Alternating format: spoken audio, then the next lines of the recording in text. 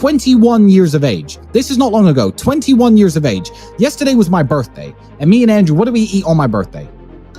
KFC. Why did we eat KFC? Because when I was 21, me and Andrew used to have no food. I used to drive my broken Volkswagen Golf to the KFC restaurant in Dunstable, United Kingdom. And I used to sit in my car. And you couldn't ever eat anyone's leftover food if they ever had their mouth on it. But at KFC, they used to buy buckets. And I would sit and wait for people to sit outside, eat their meal, and leave the bucket on the table. And I used to go and take that bucket, 3 or 4 pieces of chicken. And I used to collect 20, 30, 40 pieces of chicken that were perfectly fine left in the buckets. And I used to go home and I used to freeze that chicken. And me and Andrew would break it up, put it in our rice, and that was our meal. That's what sustained us for that hard year, that year we had when I was 21 and you were 22. That's how broke we were. I used to scavenge chicken from KFC because I thought, fuck it, I'm not dying and I'm not losing my kickboxing fights because I don't have enough protein. What am I going to do to make it through the day? That's how broke I was. And that's a sad story if you never make it out. To me, that's a happy story. That's a story of triumph. Now it's like, hey, Andrew, it's my birthday. What we doing? KFC? And it's a big joke. We sit there eating our KFC laughing about how we used to scavenge KFC chicken. What advice would you give to people who are just like chronic procrastinators? That are just not taking action. Yeah, the advice is very simple. I have the perfect piece of advice for them. It's have fun staying poor. Have fun staying poor. You're never going to make it. I don't care. Because if you can't look at your Instagram and think, you know what, maybe I should get into shape. If you can't look at my Instagram and think, you know what, maybe I should make some money. And you literally, with all the inspiration shoved in your face nowadays, me and you are sitting in this luxury apartment in Dubai overlooking the ocean. Oh no, I don't even know what day is it. What day is it? What day it is? Sunday. Well, Sunday afternoon. Like, this is what we do. If you can't watch people like us, if you're watching this podcast and think I need to do something and you're a procrastinator, good. I don't care. Have fun staying broke. Because like you said, I need someone to wash my cars. I need people like you. So not everyone can make it to the top, and there's no help for those people who can't motivate themselves.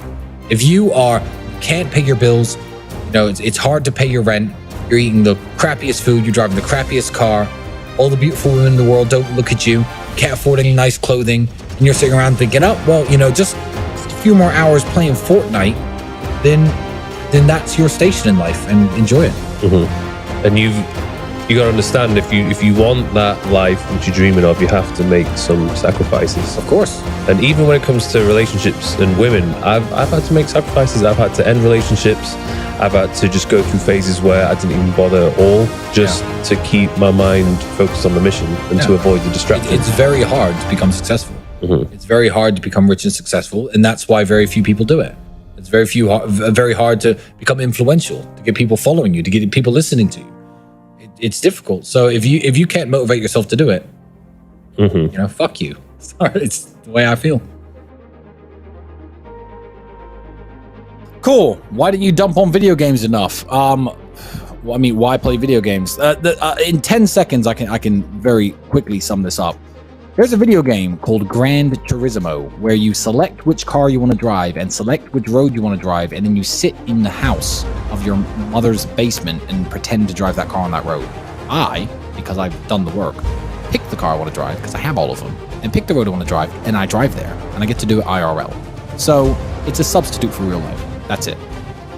So it's a lazy man's way of feeling like he's achieved something, because video games are made to be completed. Every level was designed, okay, let's make it this hard, but they need to complete it. Life, you can actually fail it. Life isn't made to be completed. Not everyone doesn't end up here.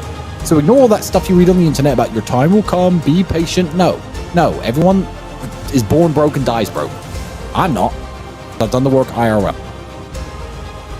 If you look back on your life, what would you say was the hardest period for you to go through, and how did you overcome it?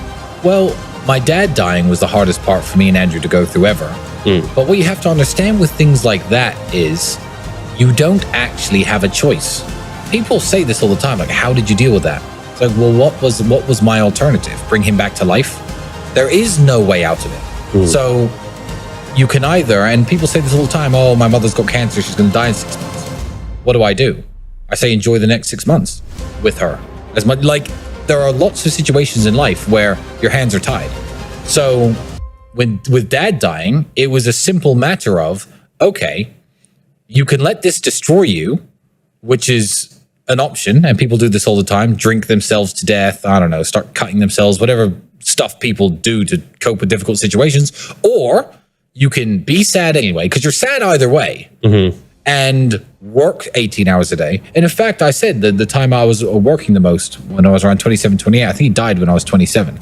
So you can work 18 hours a day, not let anything distract you, and stay focused on the mission, so that way you have less time to think about it, and you can be sad while you're working.